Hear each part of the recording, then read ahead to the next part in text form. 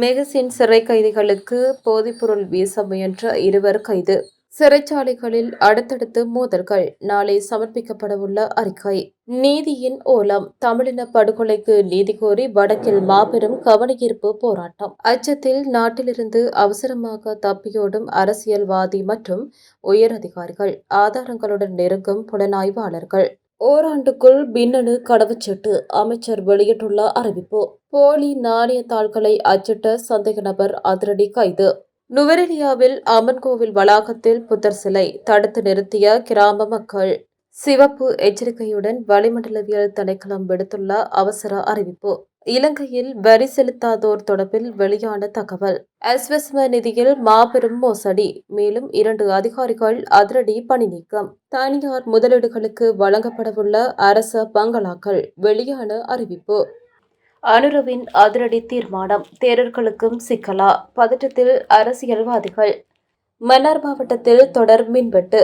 அவதியுறும் மக்கள் குறித்து கேள்வி எழுப்பிய எம்பி. ரத்மலானையில் வீடொன்றின் மீது கைக்குண்டு தாக்குதல். 4 அதிரடி கைது. பூர்வீக காணிகளை விடுவிக்குமாறு கோரி பலாலி மக்கள் தொடர் போராட்டம். இந்தியாவிலிருந்து ஜாலிக்கு வரவுள்ள அதிசொகுசு பயணிகள் கப்பல். சிறைச்சாலைகளில் இடம்பெற்ற மோதல் சம்பவங்கள் தொடர்பான விசாரணை அறிக்கை நாளை சமர்ப்பிக்கப்பட உள்ளதாக காவல்துறை தெரிவித்துள்ளது. கடந்த சில தினங்களுக்கு முன்னர் குறிவிட்ட பல்லன்சேன மற்றும் புதிய மெகசின் ஆகிய சிறைச்சாலைகளில் மோதல் சம்பவங்கள் இடம்பெற்றிருந்தன. இந்த நிலையில் சிறைச்சாலை நிர்வாகத்தினால் தற்போது முன்னெடுக்கப்பட்டு வரும் விசாரணைகளின் அறிக்கையே இவ்வாறு கிடைக்கப்பெறவுள்ளதாக காவல்துறை ஊடக பேச்சாளர் உதவி காவல்துறை அத்தியட்சகர் FU வுட்லர் குறிப்பிட்டார். இதேவேளை நாட்டில் கடந்த 5 வாரங்களில் நீர்கொழும்பு, மகர, கொழும்பு, மெகசின், குறிவிட்ட மற்றும் நீர்கொழும்பு, பல்லஞ்சேனை ஆகிய சிறைச்சாலைகளில் இடம்பெற்ற மோதல்களினால் 36 பேர் உயிரிழந்துள்ள நிலையில் 163 பேர் வரையில் காயமடைந்துள்ளனர். நீர்கொழும்பு சிறைச்சாலையில் கடந்த ஜூலை மாதம் 5 மற்றும் 6 ஆகிய 2 தினங்களில் கைதிகளுக்கிடையில் ஏற்பட்ட மோதல்களினால் 10 சிறைச்சாலை உத்தியோகத்தர்களும் 22 கைதிகளும் உயிரிழந்ததுடன் 100க்கும் மேற்பட்டோர் காயமடைந்தனர். இவ்வாறான பின்னணியில் சனிக்கிழமை மகர சிறைச்சாலையில் கைதிகளுக்கிடையில் ஏற்பட்ட மோதலில் ஒரு கைதி உயிரிழந்த நிலையில் 9 கைதிகள் காயமடைந்தனர். அதனைத் தொடர்ந்து கடந்த வெள்ளிக்கிழமை இரவு கொழும்பு மெகசின் சிறைச்சாலையில் இடம்பெற்ற மோதலில் ஒரு கைதி உயிரிழந்த நிலையில் 11 கைதிகள் காயமடைந்தனர்.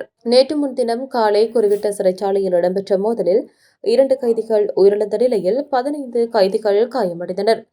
அன்றைய தினமே நீர்கொழும்பு பல்லன்சேன சிறைச்சாலையில் இடம்பெற்ற மோதலில் உயிரிழப்புகள் ஏதும் பதிவாகாத நிலையில் 28 கைதிகள் காயமடைந்தமை குறிப்பிடத்தக்கது. மெகசின் சிறைச்சாலையில் உள்ள கைதிகளுக்கு போதைப்பொருள் வழங்க சென்ற 2 சந்தேக நபர்களை போலீசார் கைது செய்துள்ளனர். இன்று நண்பகல் பேஸ்லைன் வீதியில் உள்ள மெகசின் சிறைச்சாலையின் பக்கவாட்டு மதிலுக்கு அருகில் மேற்கொள்ளப்பட்ட சுற்றிவளைப்பு நடவடிக்கையின் போதே இவர்கள் கைது செய்யப்பட்டுள்ளனர். அவ்விடத்திலிருந்து சிறைச்சாலையினுள் 2 பொதிகளை வீசுவதற்கு இவர்கள் முயற்சித்த வேளையில் போலீசாரால் கைது செய்யப்பட்டனர்.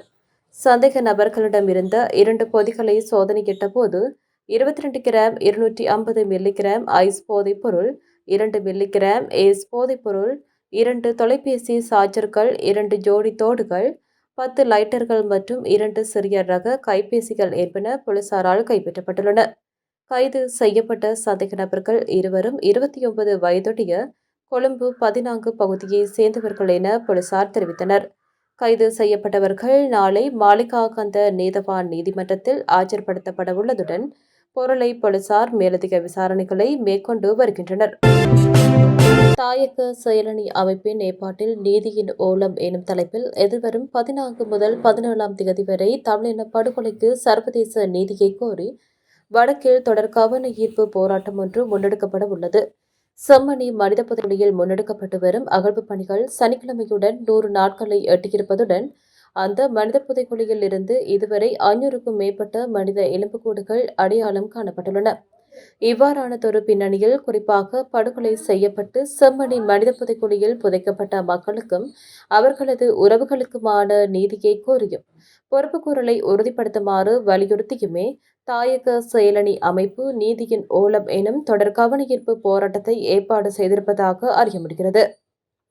அதற்கமைய எதிர்வரும் 14 முதல் 16ஆம் தேதி வரை செம்மணி மனித புதைக்குழி அவலம் குறித்தும் தமிழர்களுக்கு எதிரான இனவழிப்பு குறித்தும் விழிப்புணர்வை ஏற்படுத்துவதற்கான நடவடிக்கைகள் முன்னெடுக்கப்பட்டிருப்பதுடன் அதனைத் தொடர்ந்து 17ஆம் திகதி செம்மணி மனித புதைக்குழிக்கு அண்மையில் கவனஈர்ப்பு போராட்டத்தை மேற்கொள்வதற்கு உத்தேசிக்கப்பட்டுள்ளது.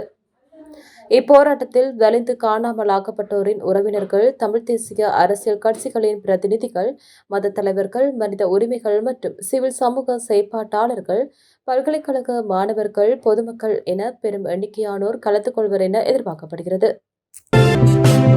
முன்னாள் அமைச்சர்கள் உட்பட அரசியல்வாதிகள் மற்றும் அவர்களது உறவினர்கள் உட்பட ஏறக்குறைய 50 அரச உயரதிகாரிகள் இந்த வருட இறுதிக்குள் கைது செய்யப்பட உள்ளதாக அரசாங்கத்தின் உயர்மட்ட வட்டாரங்கள் தெரிவித்துள்ளன. லஞ்சம் அல்லது ஊழல் குற்றச்சாட்டுகளை விசாரணை செய்யும் ஆணைக்குழு, குற்றப்புலனாய்வு திணைக்களம் மற்றும் போலீஸ் புலனாய்வு பிரிவினரால் இவர்கள் தொடர்பான விசாரணைகள் முடுக்கிவிடப்பட்டுள்ளதாகவும் வட்டாரங்கள் தெரிவிக்கின்றன. மேற்குறிப்பிட்ட அரசியல்வாதிகள் மற்றும் அரசு அதிகாரிகளினால் மேற்கொள்ளப்பட்டதாக கூறப்படும் ஊழல் மற்றும் முறைகேடுகளால் நாடு இழந்த பணத்தின் தொகை 5000 கோடி ரூபாய்க்கும் அதிகம் என லஞ்ச ஊழல் ஆணைக்குழு மற்றும் போலீஸ் விசாரணைகளில் கண்டறியப்பட்டுள்ளது. கடந்த காலங்களில் பல்வேறு ஊழல்கள் மற்றும் முறைகேடுகளுக்காக கைது செய்யப்பட்ட முன்னாள் அமைச்சர்கள் உட்பட கிட்டத்தட்ட 20 அரசியல்வாதிகள் பல்வேறு தண்டனைகளை பெற்று சிறையில் உள்ளதாகவும் தெரிவிக்கப்பட்டுள்ளது. இதேவேளை அரசியல்வாதிகள் மற்றும் அரச உயரதிகாரிகள் வெளிநாடுகளுக்கு தப்பிச் செல்வதை தடுப்பதற்கு புலனாய்வு திணைக்களங்கள் ஏற்கனவே நடவடிக்கை எடுத்துள்ளதாகவும் அறிக்கையில் தெரிவிக்கப்பட்டுள்ளது. குறித்த நபர்களை கண்காணிக்க சிறப்பு உளவுக்குழுக்கள் நியமிக்கப்பட்டுள்ளதாகவும் கூறப்படுகின்றது. நாட்டில் பொது சொத்துக்களை வீணடித்த அரசியல்வாதிகள் மற்றும் ஏனையவர்கள் தொடர்பில் போலீசார் தொடர்ந்தும் விசாரணைகளை முன்னெடுத்து வருவதாகவும் அரசாங்க தரப்பிலிருந்து தெரிவிக்கப்படுகிறது. இதனிடையே பல்வேறு தொழில்நுட்ப பிரச்சினைகளை சுட்டிக்காட்டி சில வழக்குகளிலிருந்து தப்பிய பல அரசியல்வாதிகள் குறித்த தகவல் வெளியாகி தொழில்நுட்ப கோளாறுகளை சரி செய்து மீண்டும் வழக்கு பதிவு செய்யவும் அதிகாரிகள் திட்டமிட்டுள்ளனர். எதிர்வரும் முக்கியமான தேர்தலுக்கு முன்னர் இந்த விசாரணைகளை முடிக்க அரசாங்கம் எதிர்பார்த்துள்ளதாக தெரியவருகிறது. சர்வதேச சிவில் விமான போக்குவரத்து அமைப்பின் தரநிலைகளுக்கு ஏற்ப ஓராண்டுக்குள் மின்னணு கடவுச்சீட்டுகளை வழங்க அரசாங்கம் திட்டமிட்டுள்ளதாக பொது பாதுகாப்பு அமைச்சர் ஆனந்த விஜயபால தெரிவித்துள்ளார். பொது திறவுகோல் உள்கட்டமைப்பு பாதுகாப்பு அமைப்பை கொள்முதல் செய்வதற்கான புதிய கொள்முதல் செயல்முறை தொடங்கப்பட்டுள்ளதாகவும் அதற்கான டெண்டர்கள் விரைவில் கோரப்படும் என்றும் அவர் நாடாளுமன்றத்தில் கூறியுள்ளார். ஐக்கிய மக்கள் சக்தி நாடாளுமன்ற உறுப்பினர் முஜிபுர் ரஹ்மான் எழுப்பிய கேள்விக்கு பதிலளித்த அமைச்சர் சில குறைபாடுகள் காரணமாகவே முந்தைய கொள்முதல் செயல்முறை ரத்து செய்யப்பட வேண்டியிருந்தது என்று விளக்கமளித்துள்ளார். பண்டாரநாயக்க சர்வதேச விமான நிலையத்தில் ஏற்கனவே 4 மின்னணு வாயில்கள் நிறுவப்பட்டுள்ளதாகவும் மின்னணு கடவுச்சீட்டுகள் அறிமுகப்படுத்தப்படுவதையொட்டி அடுத்த ஆண்டுக்குள் மேலும் 12 மின்னணு வாயில்களை நிறுவ திட்டமிடப்பட்டுள்ளதாகவும் அவர் குறிப்பிட்டுள்ளார்.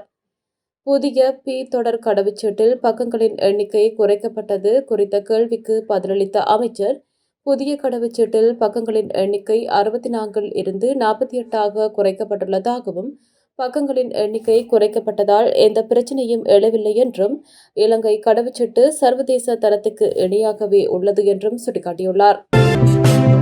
போலி நாணயத்தாள்களை அச்சிட்ட நபர் ஒருவர் மேற்கு மாகாண தெற்கு குற்றப்பிரிவினரால் கைது செய்யப்பட்டுள்ளார். மேற்கு மாகாண தெற்கு குற்றப்பிரிவு அதிகாரிகளுக்கு கிடைத்த ரகசிய தகவலின் அடிப்படையில் மேற்படி சந்தேக நபர் கைது செய்யப்பட்டதாக தெரிவிக்கப்படுகிறது. இதன்படி மிரிகானவின் கோட்டை வீதி பகுதியில் நடத்தப்பட்ட சோதனையின் போது சந்தேக நபர் கைது செய்யப்பட்டதாக காவல்துறையினர் தெரிவிக்கின்றனர். சம்பவ இடத்திலிருந்து 7 போலி ரூபா 5000 நோட்டுகள், 6 ரூபா 1000 நோட்டுகள், ஒரு 500 நோட்டு, ஒரு கணினி, ஒரு ஸ்கேனர் மற்றும் இதற்காக பயன்படுத்தப்பட்ட பல்வேறு உபகரணங்கள் மீட்கப்பட்டுள்ளன. அந்த வகையில் கைது செய்யப்பட்ட புறக்கோட்டையை சேர்ந்த 53 வயதான சந்தேக நபர் இன்று நுகேகொடை நீதவான் நீதிமன்றத்தில் முற்படுத்தப்பட உள்ளதாக காவல்துறையினர் தெரிவித்துள்ளனர். வெலப்பனை மல்லிகைப்பூ தோட்டத்தின் அம்மன் ஆலய வளாகத்தில் வெள்ளிக்கிழமை இரவு அடையாளம் தெரியாதோரால் புத்தர் சிலையொன்று வைப்பதற்கான முயற்சிகள் முன்னெடுக்கப்பட்டமையால் அப்பகுதியில் பதற்ற நிலைமை ஏற்பட்டுள்ளது. கடந்த வெள்ளிக்கிழமையன்று இரவு வெள்ளை நிற வேனில் வந்த குழுவினர் சிலர் அப்பகுதியில் நீண்டகாலமாக இருந்து வந்த அம்மன் ஆலயத்தின் வளாகத்தில் புத்தர் சிலையை நிறுவுவதற்கான முயற்சிகளில் ஈடுபட்டுள்ளனர். இதன்போது தகவல் அறிந்த பிரதேச இளைஞர்கள் அவ்விடத்துக்கு சென்று சம்பவத்தை கையடக்க தொலைபேசி மூலம் பதிவு செய்துள்ளனர். வெள்ளை வேனின் உள்ளே புத்தர் சிலையொன்றும் இருந்துள்ளது. இதனிடையே முச்சக்கர வண்டிகள் மற்றும் வாகனங்களில் வந்த குழுவினர் சம்பவத்தை பதிவு செய்தவர்களுக்கு மிரட்டல் விடுத்ததுடன் என்ன வேண்டுமானால் செய்து கொள்ளுங்கள், நாம் பயமில்லை என கூறியுள்ளனர். இதையடுத்து மேப்படி பகுதி மக்கள் இராகலே காவல்துறைக்கு தகவல் வழங்கியுள்ளனர். சம்பவ இடத்துக்கு உடனடியாக சென்று காவல்துறை புத்தர் சிலை நிறுவும் முயற்சியை தடுத்து நிறுத்தியதுடன் மேப்படி குழுவினரை விசாரணை செய்துள்ளதுடன் அவர்களை அங்கிருந்து செல்லும்படி கூறியுள்ளனர்.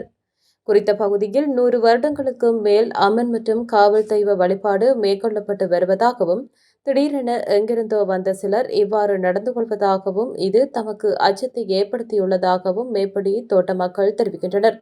இச்சம்பவம் தொடர்பில் காவல்துறை மேலதிக விசாரணைகளை ஆரம்பித்துள்ளனர்.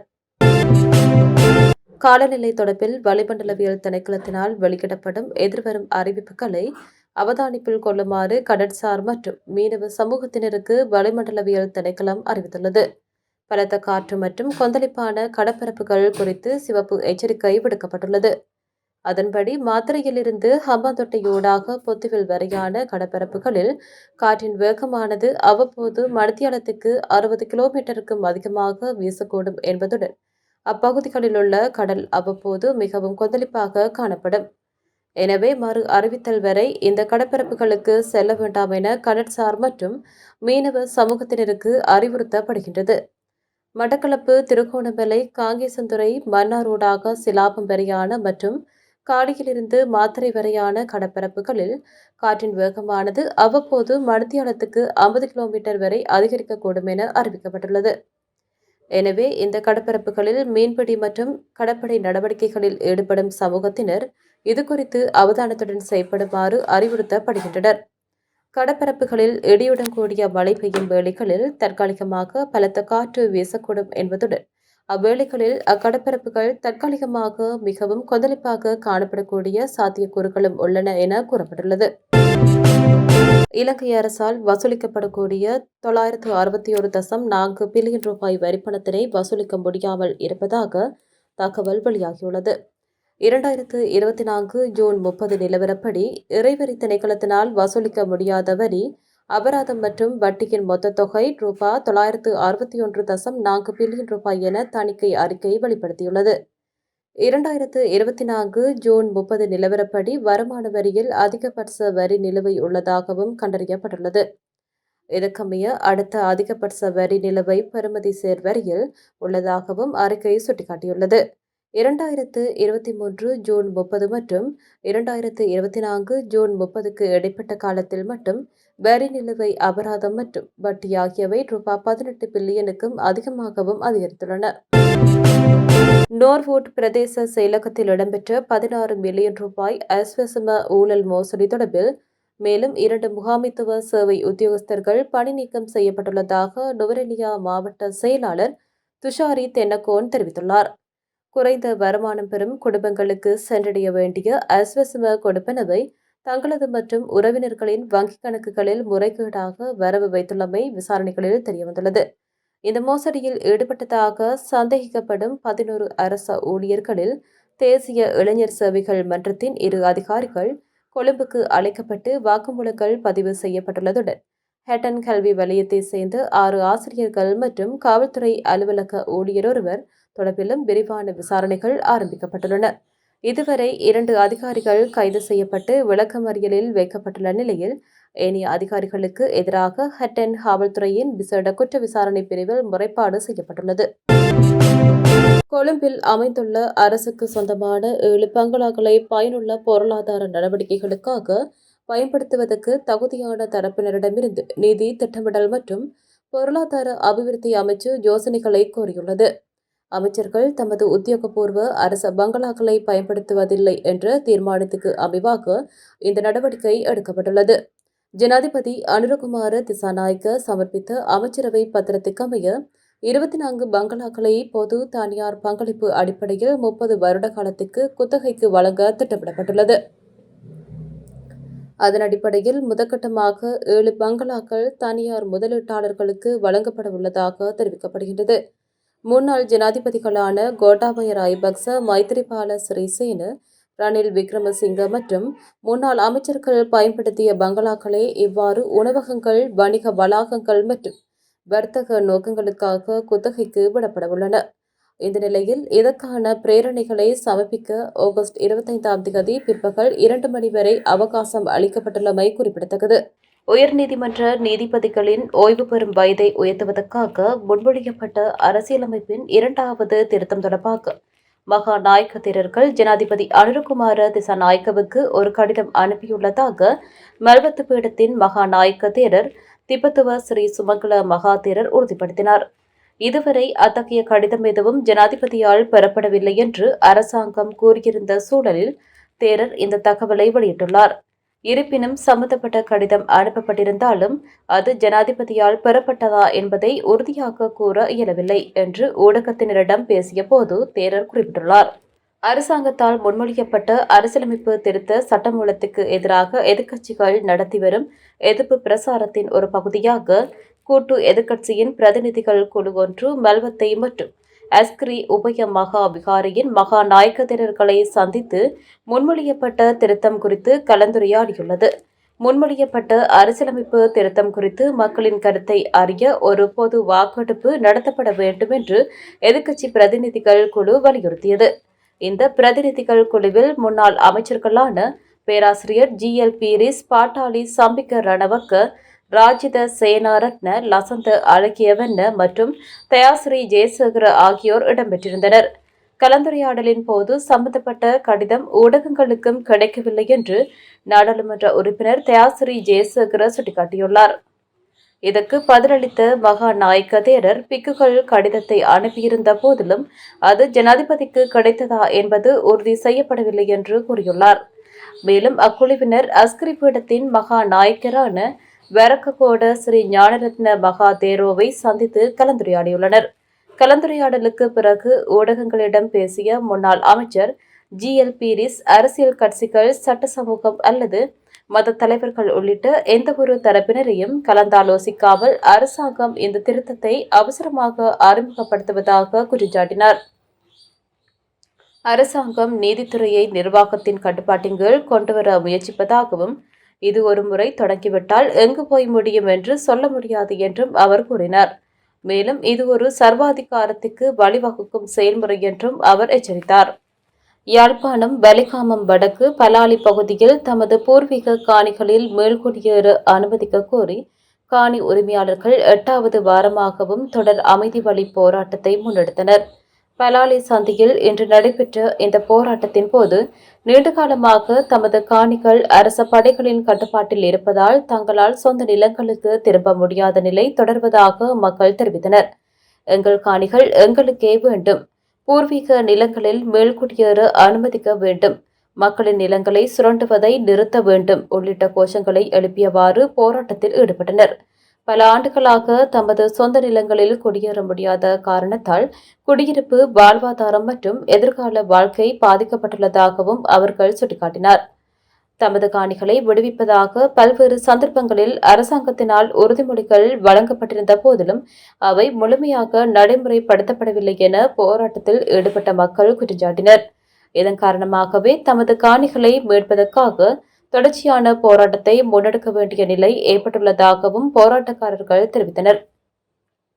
தமது பூர்வீக நிலங்களில் மேல்குடியேறி இயல்பான வாழ்க்கையை முன்னெடுப்பதே தங்களது பிரதான கோரிக்கை என தெரிவித்த மக்கள் எந்தவித வன்முறையுமின்றி அமைதியான முறையில் தமது போராட்டத்தை தொடர்ந்து முன்னெடுத்து வருவதாகவும் குறிப்பிட்டனர்.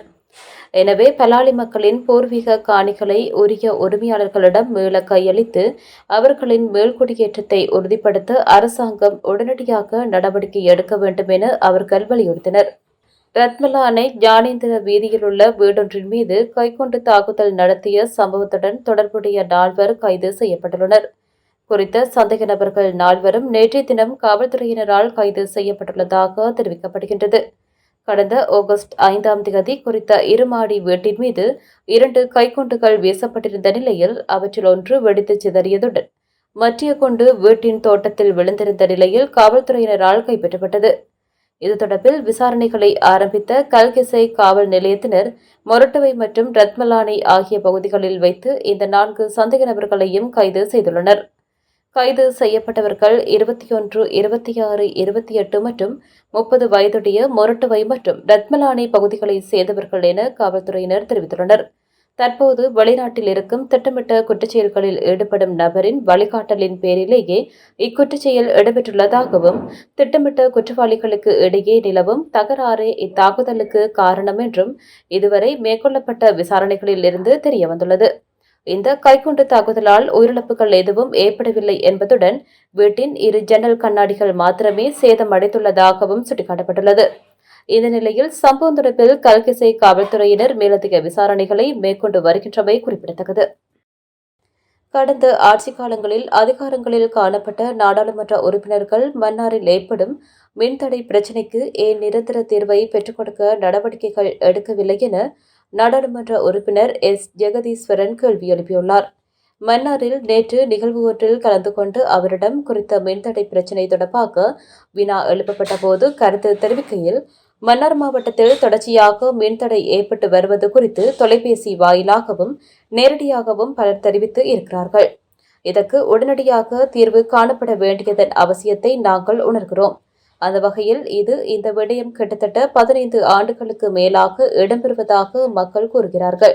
ஆனாலும் நான் இது கேள்விப்பட்ட உடனேயே அரசாங்க அதிபரோடு தொலைபேசி தொடர்பு கொண்டு அரசாங்க அதிபர் மற்றும் மன்னார் மாவட்ட மின்சார சபையினுடைய நிறைவேற்று பொறியியலாளர், வீதி அபிவிருத்தி அதிகார சபையினுடைய மன்னார் மாவட்ட பொறியியலாளர், அதேபோல் இது தொடர்பான அதிகாரிகளிடம் தொடர்பு கொண்டு உடனடியாக இது தொடர்பாக நான் வினவியிருந்தேன்.